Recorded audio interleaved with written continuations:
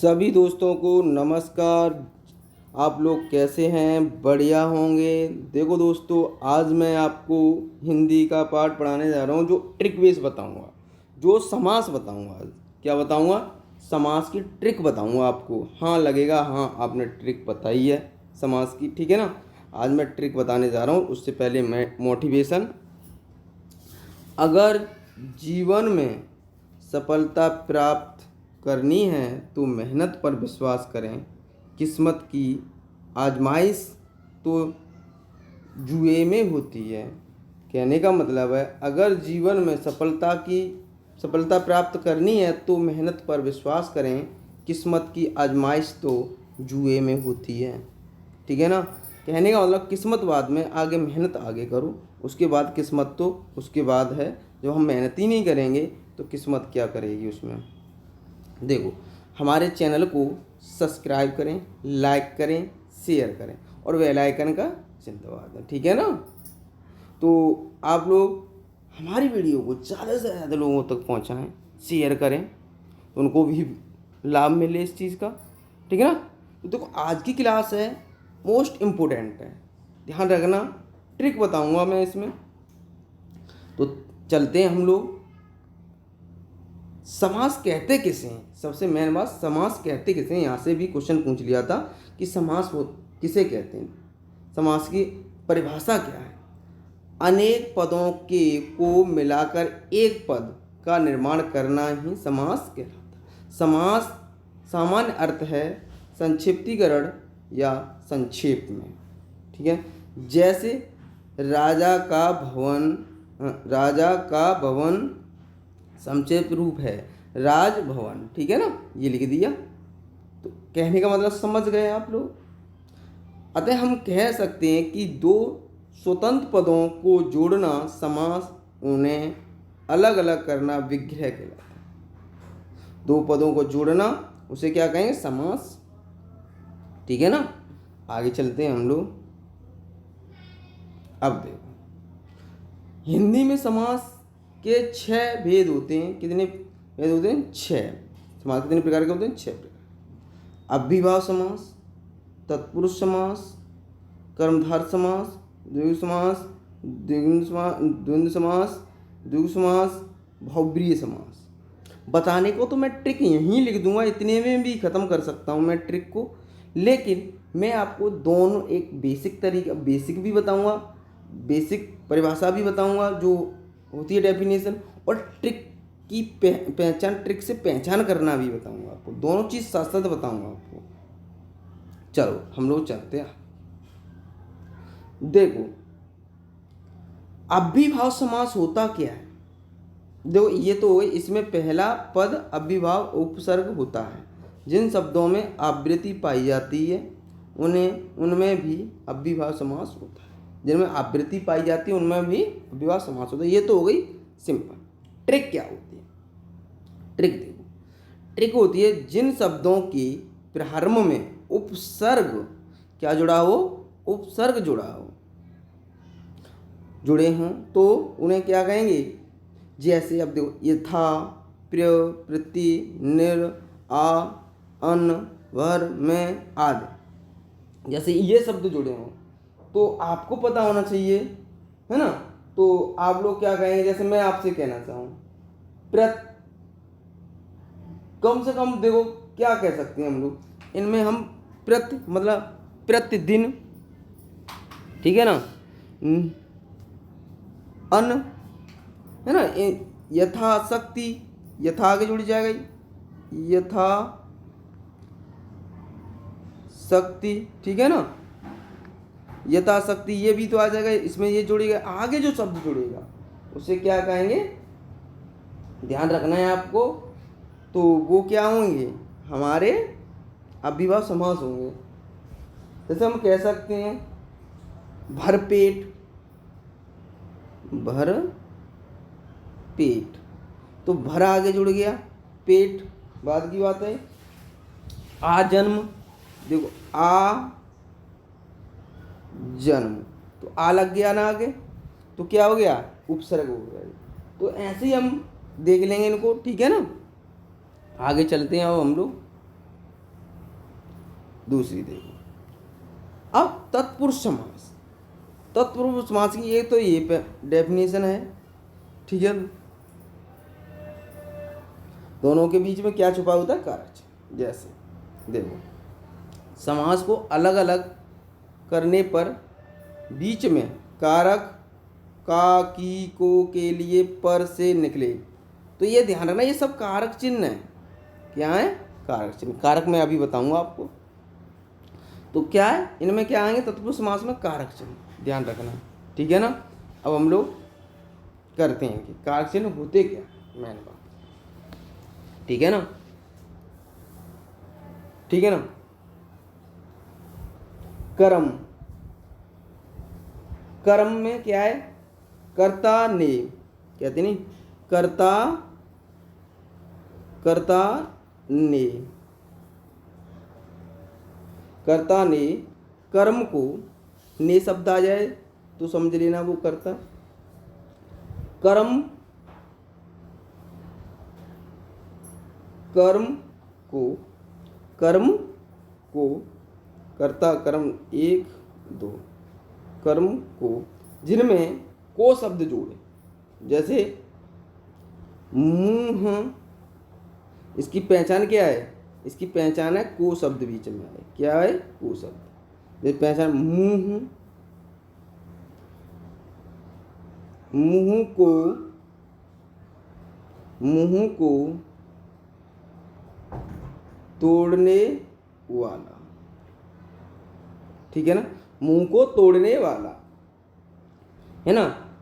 यश प्राप्त, जैसे एग्जाम्पल के लिए यश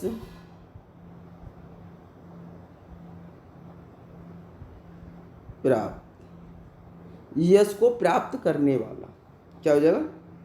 यश को प्राप्त करने वाला, ठीक है ना, क्लियर। कर्ता ने कर्म को, करण से, नंबर तीसरा कौन सा आ जाएगा? करण। इसका क्या? से शब्द जुड़ा हो, क्या पहचान होगी इसकी? से जोड़ना। जैसे शोक से आकुल, है ना, से या द्वारा, एक इसमें और ध्यान रखना, द्वारा, से या द्वारा, या पर, क्या? पर, ये ध्यान रखना, से, द्वारा, पर, ठीक है ना। जैसे मैं लिख सकता हूँ सूर द्वारा कृत, सूर द्वारा कृत, ठीक है ना। जैसे ये लिखा, इसका क्या एग्जांपल, ये लिखा होगा सूर कृत, कृत, सूर कृत, ठीक है ना। तो इसको क्या बन जाएगा? ये बन जाएगा, ध्यान रखना है आपको। आगे चलते हैं हम लोग, अगला पॉइंट आ जाएगा हमारा संप्रदान। क्या आ जाएगा? चौथा आ जाएगा संप्रदान। संप्रदान, संप्रदान के लिए क्या हुआ? शब्द संप्रदान के लिए जहाँ जुड़ जाए वो समझ लेना संप्रदान है, ठीक है ना। जैसे शपथ के लिए शपथ पत्र, जैसे एग्जाम्पल हम लेके चलते हैं, शपथ पत्र, शपथ के लिए पत्र, क्या बन जाएगा? शपथ के लिए पत्र, क्लियर। शपथ के लिए पत्र, ध्यान रखना है, ठीक है ना। अब नंबर 5, नंबर 5 हो जाएगा अपादान। अपादान, अपादान में क्या बन जाएगा? विग्रह से अलग होना। मान लीजिए पेड़ से पत्ता गिरा, मतलब से अलग आना, किसी से अलग होना, से का मतलब अलग, अलग होना, ठीक है ना। क्या होना है? अलग होना। मतलब पेड़ से पत्ता गिरा, पेड़ से पत्ता गिरा, गिरा। मतलब कहने का मतलब ये, जब ये पेड़ से पत्ता गिरा है तो पेड़ से अलग हो रहा है, तो कहने का मतलब ध्यान रखना अलग होना किसी चीज़ से। आगे चलते हम लोग।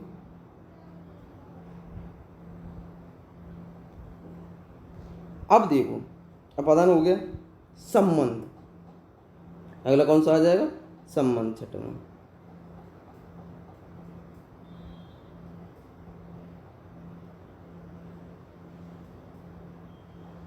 संबंध, संबंध में क्या है? का, की, के, का, की, के, ये शब्द आ जाए तो समझना संबंधवाचक की बात हो रही। कन्यादान, जैसे मैं कहूँ कन्यादान, इसका हो जाएगा कन्या का दान। ठीक है ना, ये ध्यान रखना है आपको। लास्ट 7 देख लो। 7 में आपका संबंध हो गया अधिकरण।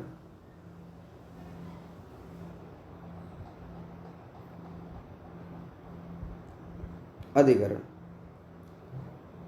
में पर, ध्यान रखना है, में पर।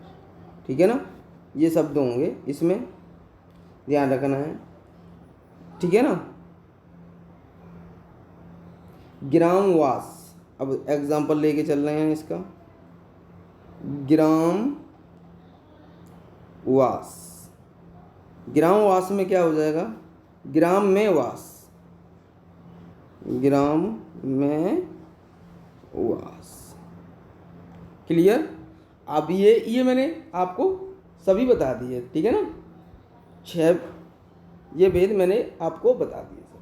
ठीक है ना, क्लियर? यहाँ तक कोई डाउट नहीं होगा। अब हम लोग आगे चलते हैं। आगे जैसे मैंने उसके उदाहरण थे जो हम लोग कर रहे थे, इस करंट तो बता दिए, उनके एग्जाम्पल ये हो गए। ठीक है ना, जो हम आपको बता रहे थे, जो तत्पुरुष समास के एग्जाम्पल ये आ गए। देखो इसमें सब में उपसर्ग जुड़े हुए हैं। ठीक है ना, इसमें सब में उपसर्ग जुड़े हुए हैं क्या नहीं? ठीक है ना, उपसर्ग जुड़े हुए हैं कि नहीं दोस्तों? ये इनमें देखो राज्यसभा, मतलब इनके लिए मैं कर सकता, उपसर्ग इसमें क्या जुड़े हुए हैं? देखो कारक चिन्ह जुड़े हुए हैं। ठीक है ना, तो ध्यान रखना है हमें। ये सब आपके जैसे इसका है, इसका क्या हो जाएगा? रंगमंच का रंग, रंग के लिए मंच। ये ध्यान रखना, इसमें क्या आएंगे? कारक चिन्ह आएंगे हमेशा। ठीक है, क्या आएंगे? कारक चिन्ह आएंगे, ध्यान रखना है आपको। ठीक है ना, कहने का मतलब मैंने कारक चिन्ह आपको बता ही दिए थे, तो इनमें कारक चिन्हों का प्रयोग होगा। ठीक है ना, आगे चलते हैं हम लोग। देखो अब स्टार्ट करते हैं। ये अगला क्या है? कर्मधारय समास। इसमें पहला पद विशेष या उपमान तथा अंतिम पद विशेष या उपमेय होगा। ट्रिक है इसकी। ट्रिक क्या है इसकी? देखो, शब्द के दूसरे पद की विशेषता बताई जाती है, या आप कैसे लगाकर देखो आगे। क्या लगा के देखना है? कैसे शब्द को लगा के आगे देखना है। तो यदि उत्तर मिल जाए तो वह कर्मधारय समास होगा, अन्यथा नहीं।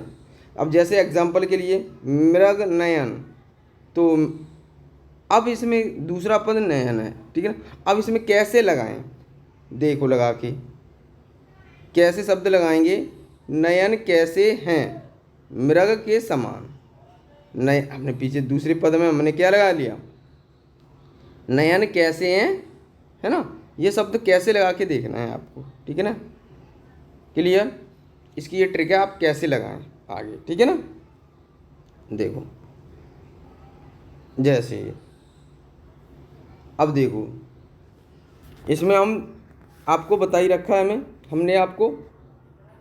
नीलांबर, नीला है, नीला कैसा नीला है जो अंबर,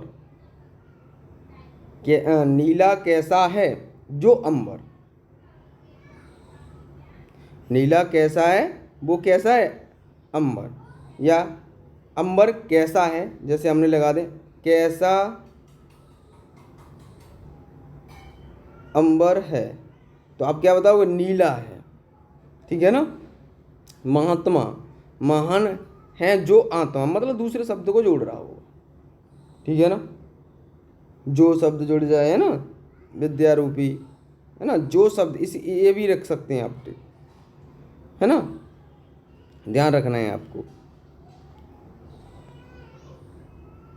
अगला, अगला कौन सा हमारा, अगला है हमारा द्विगुण समास। द्विगुण समास, क्या द्विगुण समास है हमारा। इसमें क्या है, ये कारक चिन्ह आएगा, ट्रिक ध्यान रखना है हमें, ट्रिक याद रखना है। क्या चिन्ह आएगा, कारक चिन्ह। जैसे एग्जांपल देखते हैं हम लोग, ठीक है ना। देखो, अब देखो जैसे दाल रोटी, तो आप डायरेक्ट पहचान जाएं, या और इस यो चिन्ह का मतलब है और शब्द जुड़ जाए, दाल और रोटी, ठीक है ना। लेन देन, लेन और देन, ठीक है ना। हर, हर और हर, ठीक है ना, ये ध्यान रखना है आपको, क्लियर। अगला आपके लिए अगली डेफिनेशन बताते हैं हम, द्विगु समास। ये कैसा समास है, देखो द्विगु समास में आपको पता होना चाहिए, द्विगु समास में आपको पता होना चाहिए, इसमें संख्यावाचक, जैसे ट्रिक है इसकी, इसमें क्या मिलेंगे, संख्या होता है, पहला पद संख्या होता है, इसमें समूह का बोध होता है। उदाहरण के लिए जैसे देखो क्या होता है, समूह का बोध होता है, बोध होता है। तो देखो एग्जाम्पल आपके लिए ये, जैसे नवग्रह, 9 ग्रहों का समूह, मतलब समूह की बात हो गई। दोपहर, 2 पहरों का समाहार, समाहार, ठीक है ना।